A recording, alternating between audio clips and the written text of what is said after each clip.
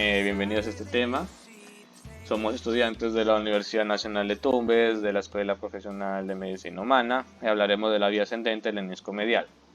Bien, siguiente diapositiva. Mi nombre es Castillo Rodolfo y mi compañero Alonso Lama, que vamos a exponer sobre este tema. Siguiente aquí.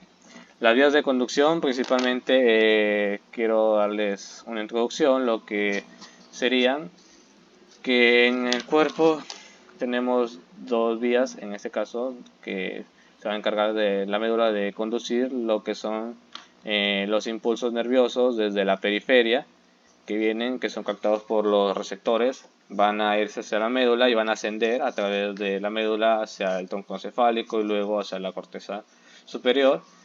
Y estos se conocerían como las vías ascendentes o aferentes, que se muestran de azul, todas esas vías. Y en las vías motoras y descendentes, que serán las eferentes, que se muestran en rojas, ¿no? Que en este caso sería la respuesta que ha hecho el sistema nervioso central superior y la va a enviar de nuevo hacia la médula para que ésta ejecute su función. Bien, siguiente. Antes de esto, vamos a tocar el sistema columnar dorsal medial. Ahí podemos observar lo que es el fascículo de Gracil, que se va a encontrar más medial a lo que es el cordón posterior de toda la médula, y el fascículo cuneiforme, que se encuentra más lateral a este mismo cordón. Bien, ahora sí, siguiente diapositiva. Ya, esos dos fascículos son los que van a transmitir la información del tacto discriminativo, la propiocepción, eso es lo principalmente. Con el tacto discriminativo me refiero a que va a utilizar estereoreceptores que permiten identificar más de un punto de contacto en la región de contacto regional, ¿no? Por ejemplo, si yo toco mi mano aquí con mis dos dedos, yo siento que me están tocando con los dos dedos y siento dos vibraciones, ¿no? Y esto es más especializado de lo que es en la mano. Y la propiocepción, que se va a encargar de la información de el sistema osteoarticular y muscular. Así como la propiocepción es lo que te va a decir en dónde se encuentra cada parte de tu cuerpo. Vas a tener esa sensación de saber en dónde está cada parte de tu cuerpo, ¿no? Entonces los receptores para el tacto discriminativo van a ser los corpúsculos de Pacini, que son de depresión, los terminales de Golgi-Mazzoni, que se van a encontrar en la yema de los dedos, en el tejido subcutáneo de esta, y son casi parecidos al corpúsculo de Pacini, pero estas presentan menos laminillas y contienen fibras más extensamente ramificadas. Ahora, el fascículo de Gracil, la siguiente diapositiva, es el siguiente diapositiva ya. Ahí, es el que va a inervar o va a llevar toda la información desde la periferia y hacia la médula a nivel de las sacras lumbares y las 6 últimas torácicas. Entonces se va a encargar de recoger la información a este nivel. Y siguiente diapositiva, que es el fascículo cuneiforme, que se va a encargar de las 6 torácicas superiores y el resto de las cervicales. Siguiente. Ahora, la importancia de este sistema es que permite la capacidad conocida como estereognosis, que es la identificación o reconocimiento de un cuerpo estando con los ojos cerrados, para medir así tu tacto discriminativo, ¿no? Por ejemplo, si yo pongo una llave, un lapicero, una moneda en mi mano, yo solamente con palparla ya reconozco qué estoy tocando y qué estructura es, ¿no? Los daños en el sistema de la columna dorsal medial pueden provocar pérdida permanente de la sensibilidad de las extremidades, ya que, como dije, este sistema va a estar encargado de llevar la información de la propiocepción y el tacto discriminativo.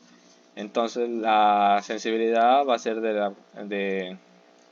por esto mismo, ¿no? Que va a perder el tacto discriminativo y la propiocepción, ya no va a saber en qué lugar, o el cuerpo mismo no va a saber en qué lugar están sus extremidades, por ejemplo. Luego tenemos el síndrome de Brown-Sequard, que más adelante hablará mi compañero, pero como pueden ver en la imagen acá de la derecha, todo lo que es la hemicara de la médula a esta médula es a nivel lumbar. La hemicara derecha, en este caso, va a estar comprometida, no, la hemicara izquierda sería, En este caso va a estar comprometida. Entonces, esta lesión, todo lo que esté por debajo de esta lesión, ya no va a tener lo que es el tacto discriminativo de la propiocepción, por lo que se van a quedar sin esa sensibilidad, ¿no? Además de que está agarrando también otros tractos ascendentes, por lo que no va a llegar a una respuesta motora también a todo por debajo de la lesión, y que más adelante mi compañero se va a enfatizar en decir estas cualidades, ¿no? Siguiente diapositiva.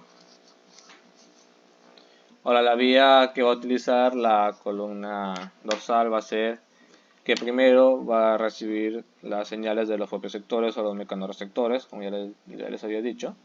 Por ejemplo, Pacini por aquí va a llegar hacia lo que es el ganglio espinal. Luego aquí estas fibras ya postsinápticas van a ir hacia el fascículo, en este caso el fascículo cuneatus, que se encuentra más lateral, ¿no?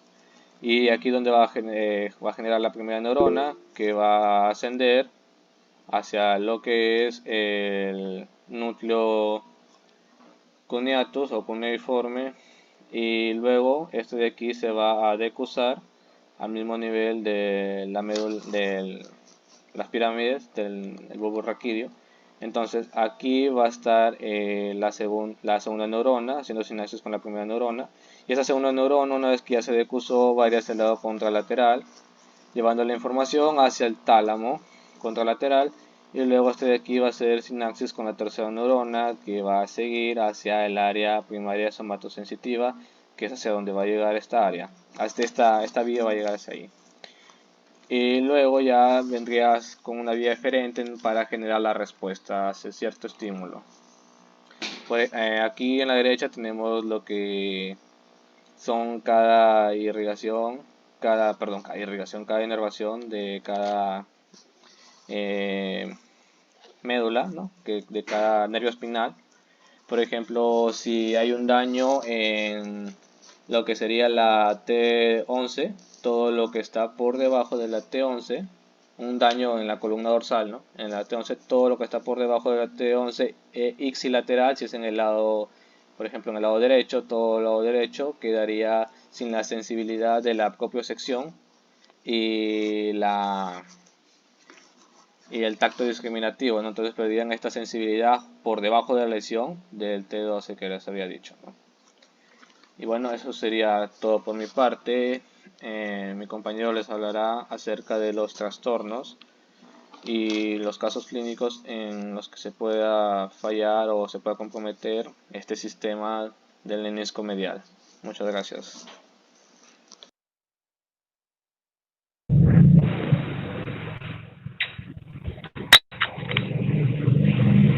Ya, ahora vamos a hablar acerca de los trastornos relacionados, ¿no? Sabemos que el menisco medial es una vía de fibras que se encuentra en el cerebro y que está relacionado con la percepción sensorial, específicamente la sensibilidad táctil y la propiocepción, ¿no? Eso ya lo sabemos. Ahora, vas a hablar sobre el síndrome de Brown-Séquard. Sabemos que el síndrome de Brown-Séquard es una lesión neurológica poco frecuente que ocurre por la hemisección de la médula espinal, como observamos aquí, lo que va a dar lugar a debilidad y parálisis de un lado del cuerpo y a pérdida sensorial del lado opuesto, ¿no?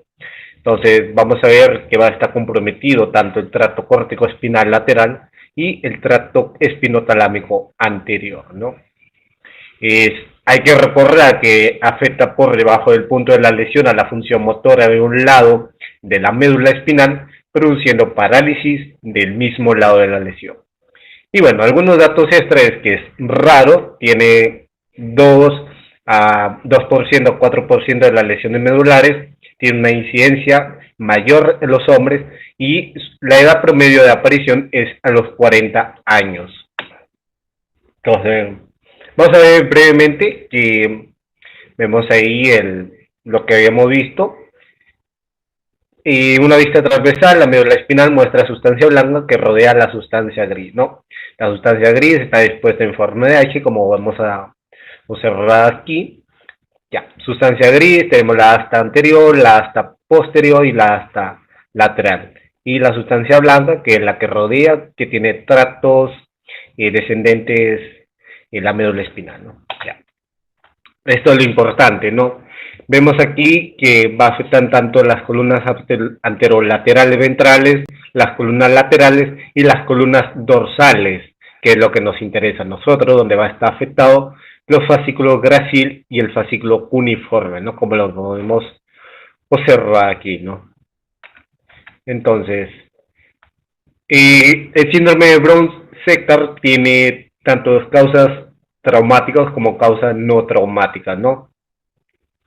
Tenemos las causas traumáticas, puede ser una lesión penetrante por cuchillo, una puñalada en la región cervical, tenemos una lesión por disparo en la columna vertebral, también un accidente automovilístico. También puede haber una causa traumática de una caída que tenga un compromiso de una fractura vertebral, ¿no? Luego tenemos las causas no traumáticas. Tenemos la esclerosis múltiple, que puede darse una desmineralización, puede darse, como vemos en la imagen aquí, una hernia de disco vertebral. También tenemos tumores primarios o metastásicos, hematoma epidural espinal, mielitis transversa y, ojo, también puede darse en infecciones como la tuberculosis, la meningitis y la sífilis. Listo. Ahora vamos a ver qué pasa en el síndrome de Brown-Séquard, ¿no? Va a haber una pérdida sensorial, va a haber una pérdida motora y va a haber un autonómico intacto, ¿no? La pérdida sensorial va a haber una pérdida isilateral de la propiocepción y de la sensación vibratoria, ¿no? ¿Dónde va a estar implicado lo que es las columnas dorsales, ¿no? Que se va a producir por debajo del nivel de la lesión. Como vemos aquí, el 1 vendría siendo el nivel de la lesión y el número 2 vendría siendo lo que es la pérdida isilateral de la propiocepción y de la sensación vibratoria, ¿no? Luego tenemos la pérdida contralateral de las sensaciones de dolor y temperatura, donde va a estar implicado el tracto espinotalámico, que comienza aproximadamente, como vemos aquí en el número 3, 2 niveles por debajo del nivel de la lesión, ya que el tracto continúa en el lado isilateral de la médula antes de cruzar al lado contralateral, ¿no?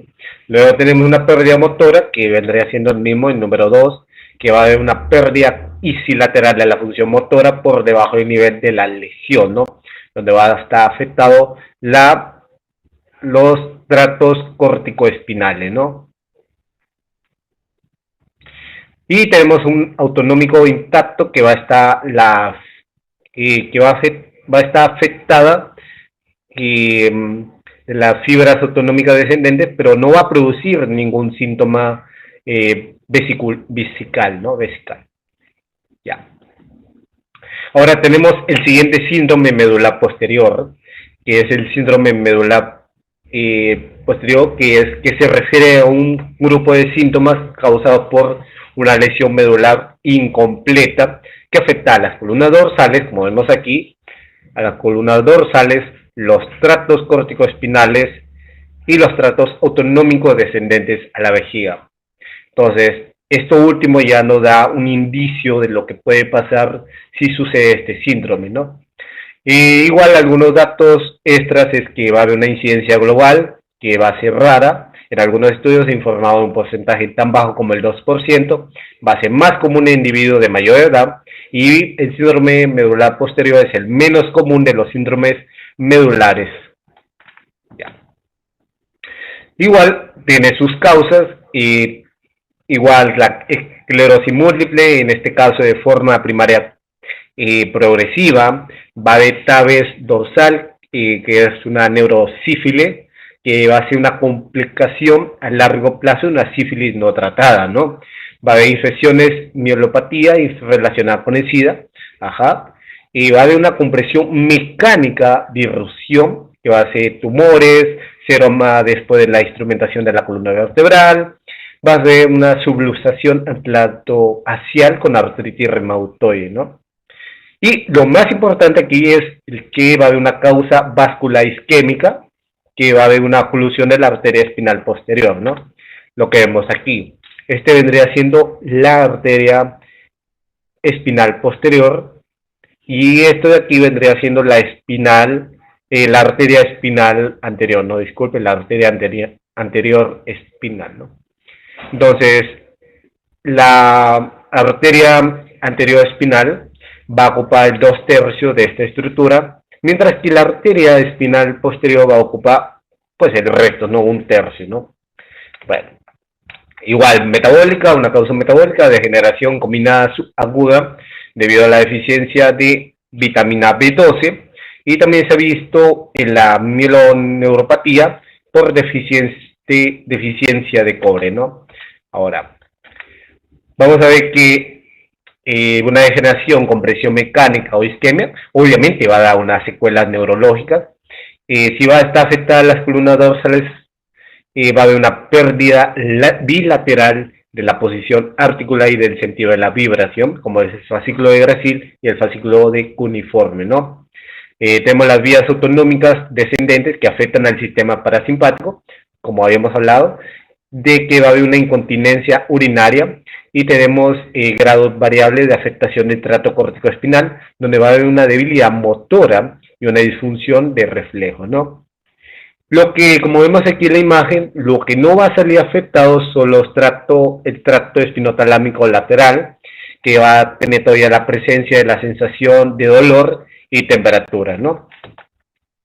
Vemos aquí, lo de amarillo representa la déficit motor de patrón piramidal, y lo de rayita vendría siendo la alteración de la sensibilidad vibratoria, ¿no? Y con esto hemos acabado este maravilloso video. Por favor, dale un buen like y síguenos. Gracias.